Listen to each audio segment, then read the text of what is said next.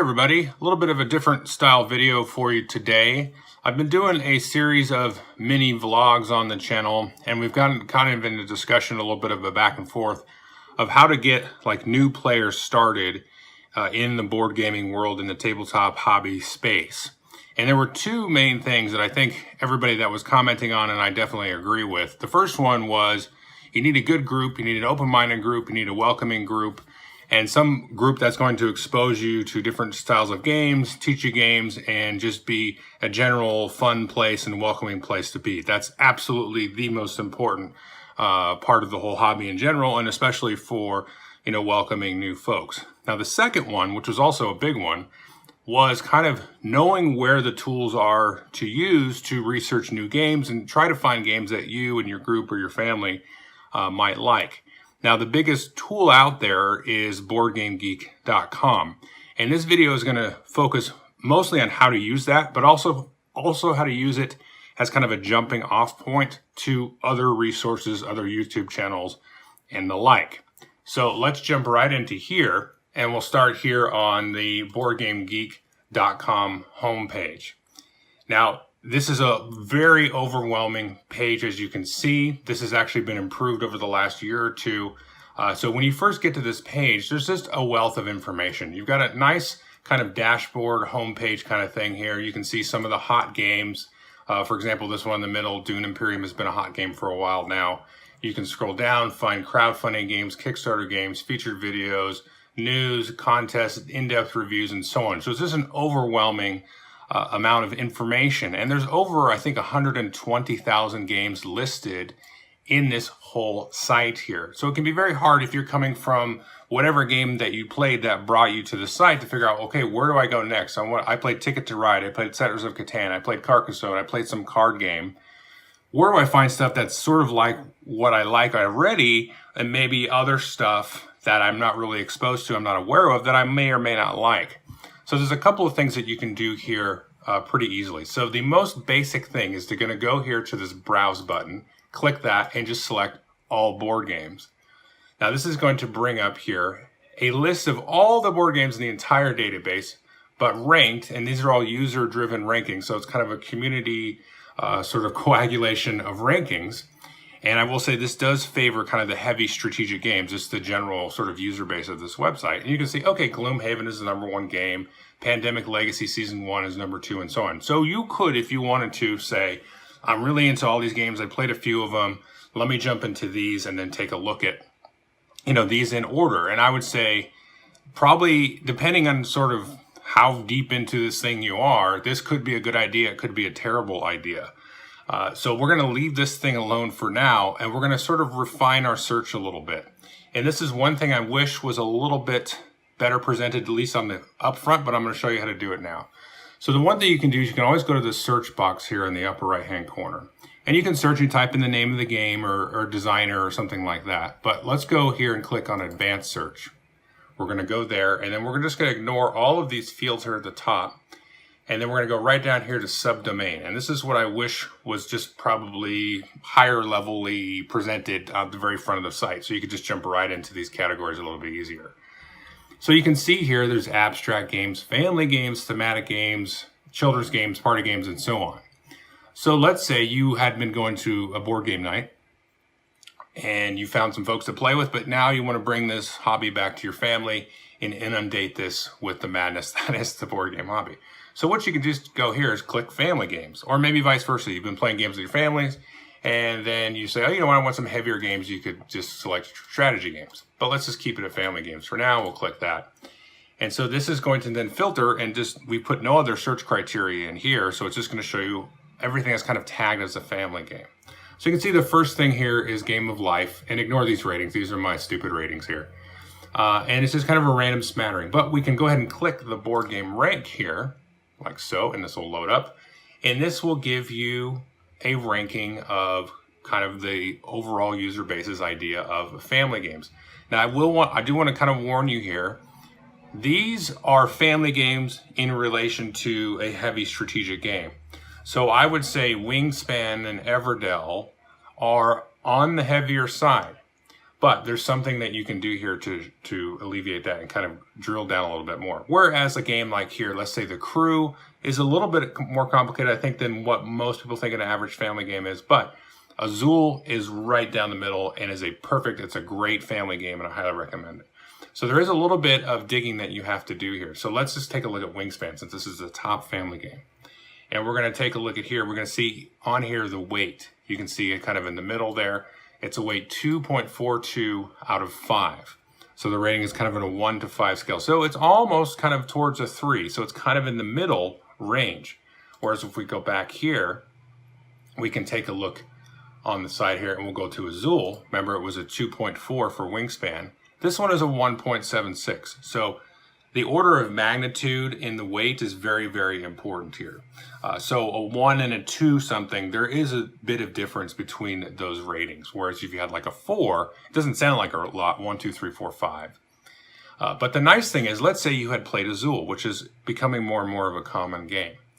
You can go to this page here, and if you wanted to, you could just go to the search box and search for the name of the game. And then you're going to see here the designer. I think this is one of the most important things about this. So you can click on the designer name, Michael Kiesling, who's done a lot of great games.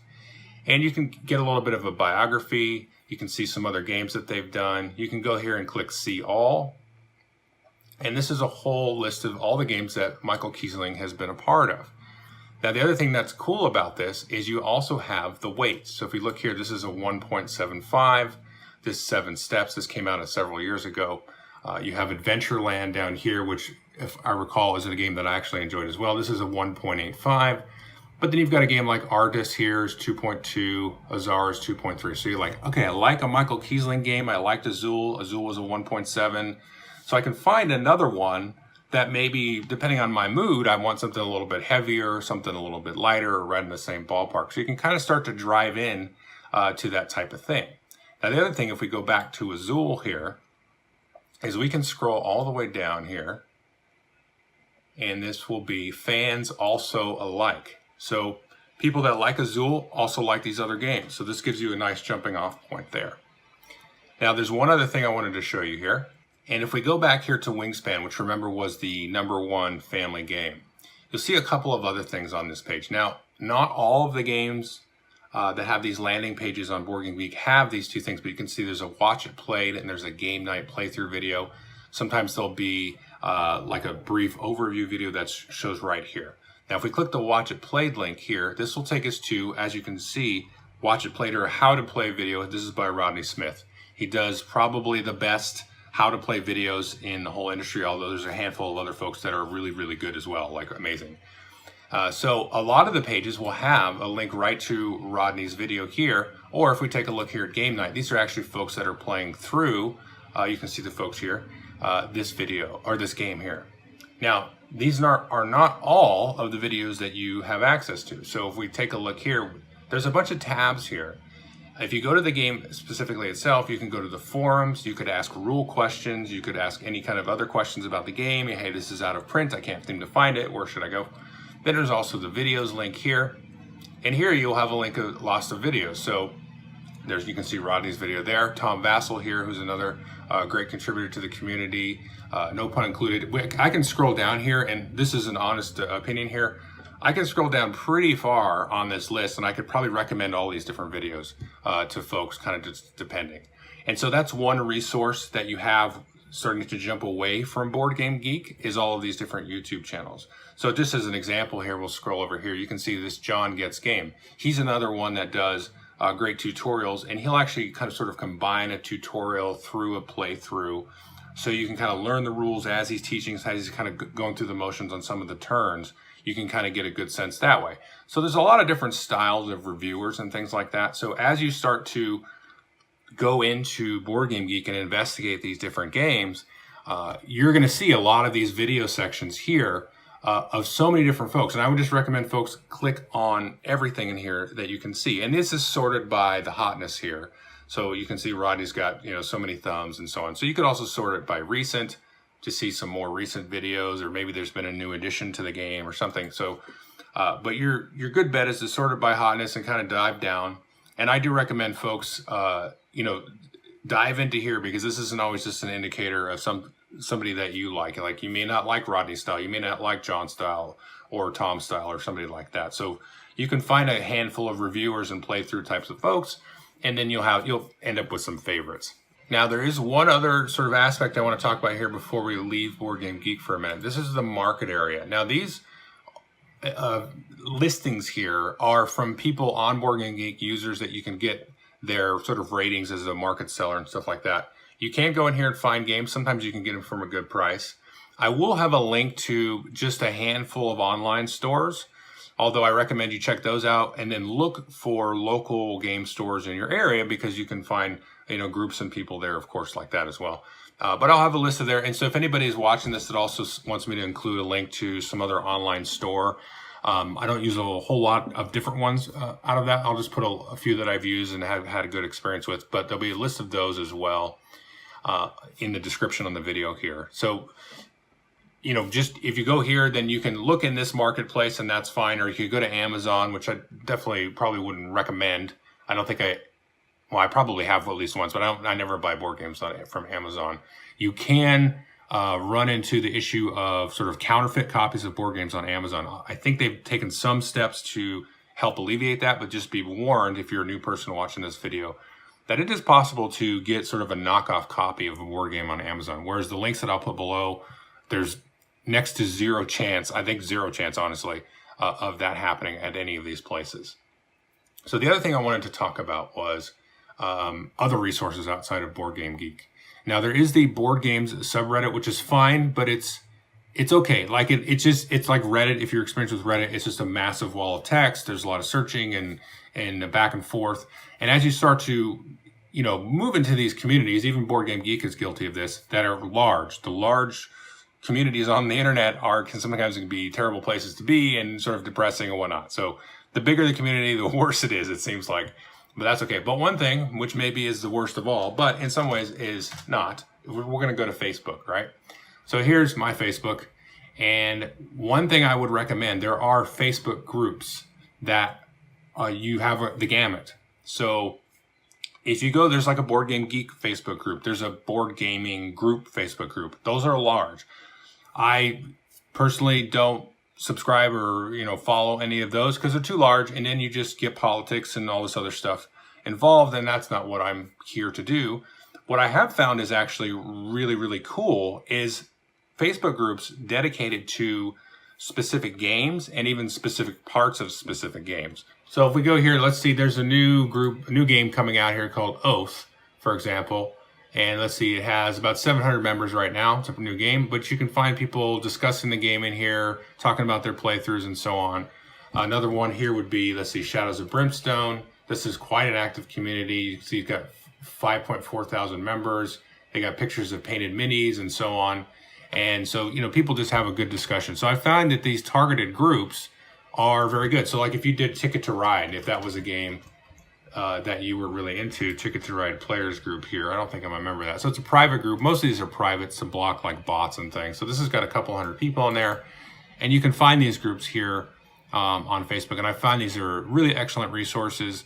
And if you really get into a game and you want to sort of deep dive to the game, then, this can be a great resource using these Facebook groups like that. And you can go and find similar subreddits as well, not just the board game subreddit, but if you go to Reddit and search for Ticket to Ride or Shadows of Brimstone, I find that those are usually less active.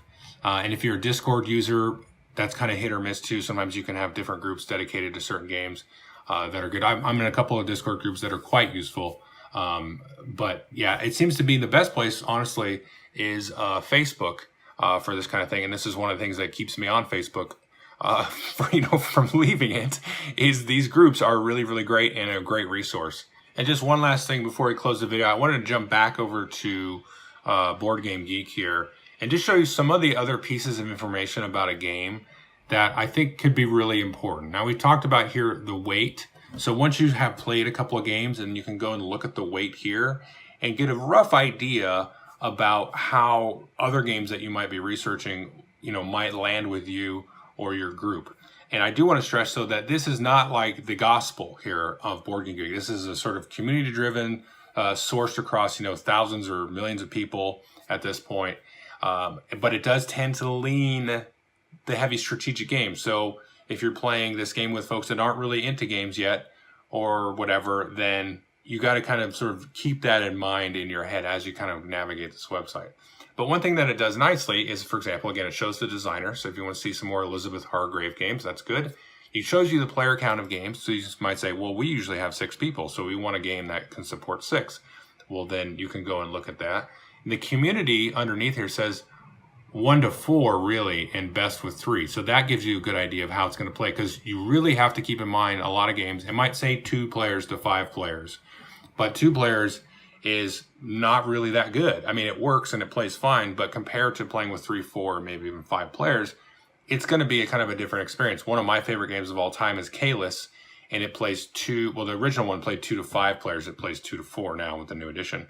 But I don't really care for it too. It's my favorite game of all time. I could really take or leave the 2-player count. So that's something you got to keep in mind.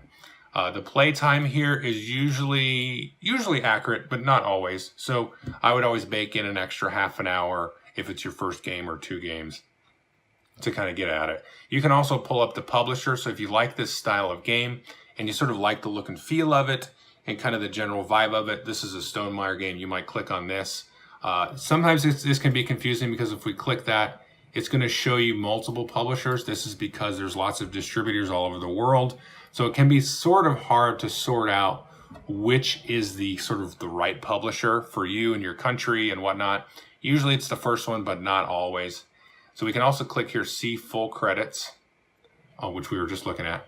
And there's a lot of other things here. So you can see that this falls into different categories. And the one thing I want to take and show you here is probably the least important thing at first getting started, but as time goes on, it'll be really important, and then it won't be important anymore. Because as you get into games, you start to, at least this was my experience, is you start to experience all of these different little mechanisms and mechanics and different activities and things that you can do when you're playing the game. You're not just rolling a dice and moving your little car around and paying money to the bank and all that kind of stuff, or doing the spinner. You have card drafting. You've got things called like worker placement, set collection. So if you're like, I really like this game, and I want to find things that are like it mechanically, where I'm doing similar things, you can scroll down here, again, by clicking the full credits and then going down to the mechanisms here and see, oh, card drafting, dice rolling, hand management, set collection. It's got a solo mode. And it also shows you the different families and stuff. Is, you know, this is a game about birds or tableau building and that kind of thing. So if we go here, there's a couple of things. So there's mechanism tableau building, and this is in the family. This is sort of a broader mechanism, so we'll click on that. And then we're also going to show here hand management. So tableau building, top game. So if you liked Wingspan, then you can take a look at some of these other kinds of things. That some, again, these are kind of grains of salt. You have to kind of be a little bit careful here. So again, drill into these different games, watch the different videos, you know, ask about on the forum, say, hey, I'm playing Wingspan. Terraforming Mars looks really cool. What can you tell me about the difference between those games? I mean, I'll tell you right now, Terraforming Mars is a decent chunk heavier than Wingspan. But I would say, depending on who you are, maybe not by much. Maybe Mars is super exciting, so the theme of it is really going to suck you in, and you're going to kind of pass through that membrane of rules and all of that sort of, you know, cognitive jelly. Your brain will go through it quicker because you're excited about Mars and you can really engage with the theme, and you kind of say, oh, I can see why, you know, they made these connections here. So there's that. And there's also this more clunky, or, you know, nuts and bolts kind of mechanics here. So this was hand management, and this is a broader kind of thing here. So lots of things. So Star Wars Rebellion is nothing like Wingspan. But this can give you sort of an idea of, like, I kind of like when my brain sort of fits in this one little arena here. What are some other games that maybe are kind of in that same genre?